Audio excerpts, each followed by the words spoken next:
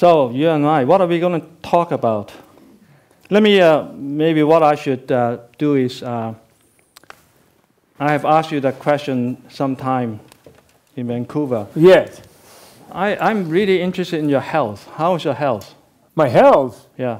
You haven't been asking me about my health. No? Okay, well, good. I'm asking you I'm getting now. more and more decrepit as the day is going on. Really? And therefore you're beginning to worry. That's a good sign. I'm really, yeah. That's a good sign. So you're decrepit. Well, as the day wears on, you know. Okay.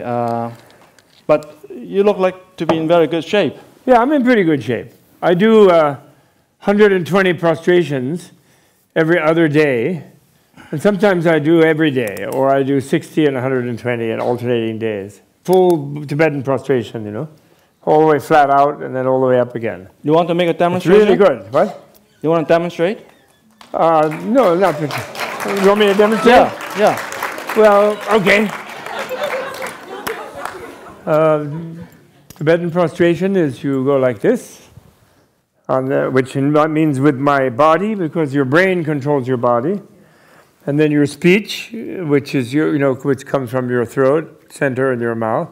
And then this is your heart, which is your mind. And then you go down on your thing like this. You go all the way down, put the hands like that.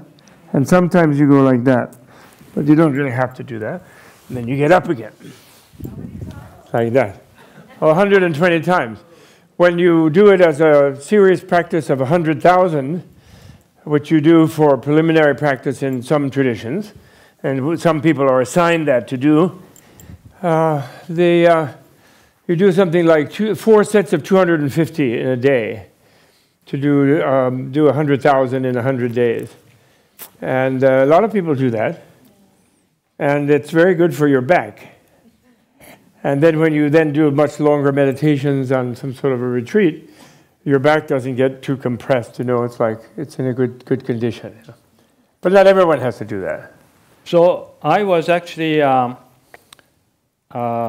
little bit worried about the Dalai Lama in that I think he does not do enough aerobic type of exercise.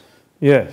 And he mostly sit cross-legged for most of the day. Yes.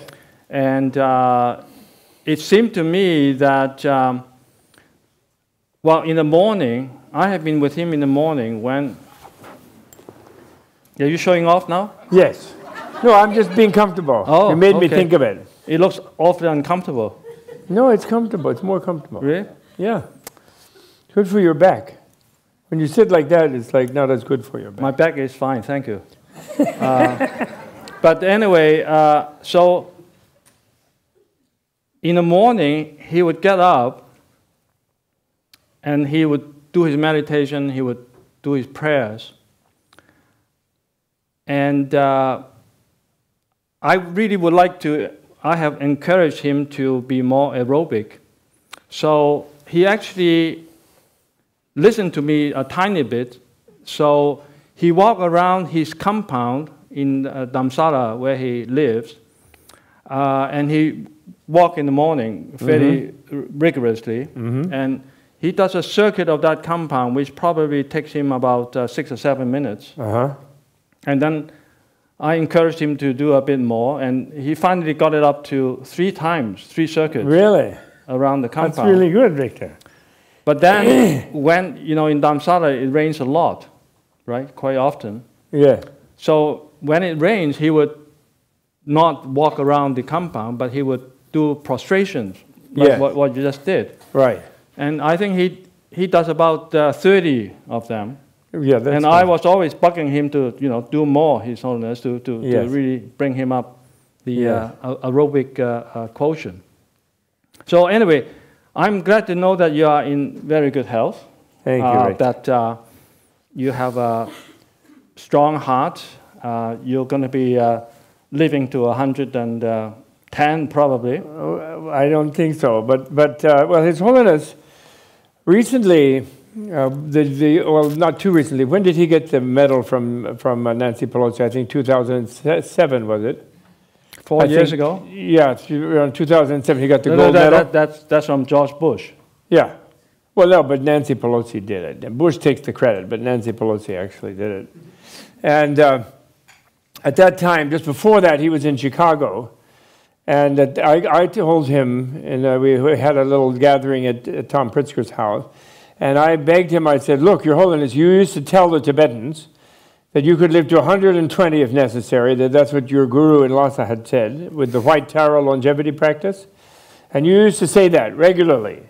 And lately, everybody's always talking about, oh, the Dalai Lama is going to die, and then what's going to happen? The Chinese are going to do this, and they're going to appoint somebody. And as everybody's also worried about it.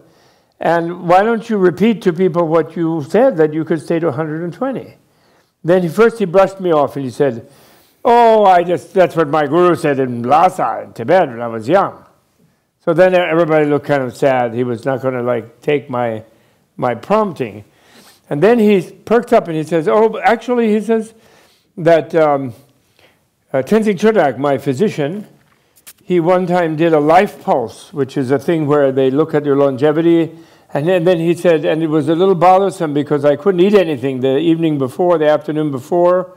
I had to fast for a day so he could really do the life pulse. And I wasn't enjoying that. He said. It sounds like when I have my cholesterol test, I have something like that. Fast and so he said he did my life pulse, and then he said I could make 103.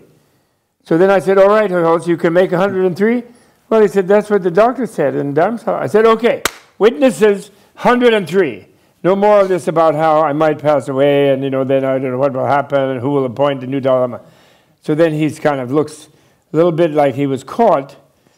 And then he says, well, then you have to stay as long as I'm staying, so you have to stay to 97, he says. So then, because I'm 6 years younger. So then I said, okay, all right, if you promise 103, I'll try to make. My grandfather did make 97, actually. My mother's father did make it to 97. He wanted to make 100. He was going to be the first. He had some relative who'd made 99. He was going to make 100. He was very disappointed when he started fading in 97, in his 97th year. So then the next morning in the hotel in Chicago, he catches me leaving. We're in the process of leaving, and he comes. He says, I had a dream I could make 113, so you have to stay to 107. Ha, ha, ha. That's what he said. Well, you all heard this now. Bob is going to be 107.